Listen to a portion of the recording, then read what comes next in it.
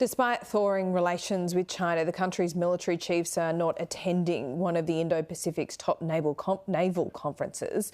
Kicking off in Sydney today, live to our Sky News political reporter Joel Philp. Joel, who is attending this conference then?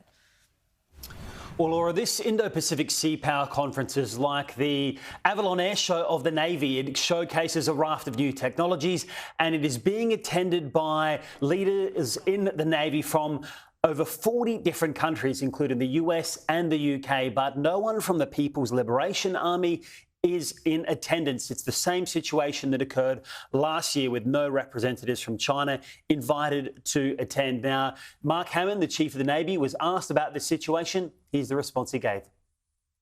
You've got over 40 of your counterparts here. Relations appear to be warming with China. Why is the PLA not here? Thanks, Andrew. At this stage, we don't have a Navy-to-Navy relationship with the PLA Navy. That is almost word for word the response that he gave last year when asked about the issue that had evolved there. Now, the topic of AUKUS was a big point of discussion here, with journalists wanting to know what happens if something goes wrong in this partnership in the decades ahead. But it comes at the same time that a retired Lieutenant General, Peter Lay, has effectively said that the government, in its approach to the military at the moment, is ripping the heart out of defence, and its response to the Defence Strategic Review is crippling the Army. I want to play to you the Acting Prime Minister and Defence Minister, Richard Marles' response to this. The statements that are made are wrong. There are difficult decisions that we have made.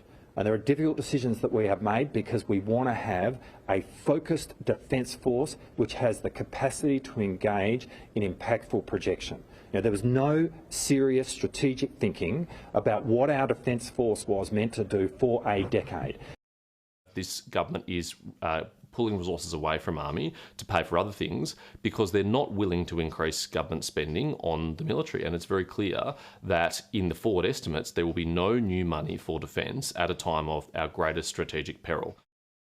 Meanwhile, Laura, the Surface Fleet Review has just recently been handed to the government, and of course, that'll be the next thing it probably responds to.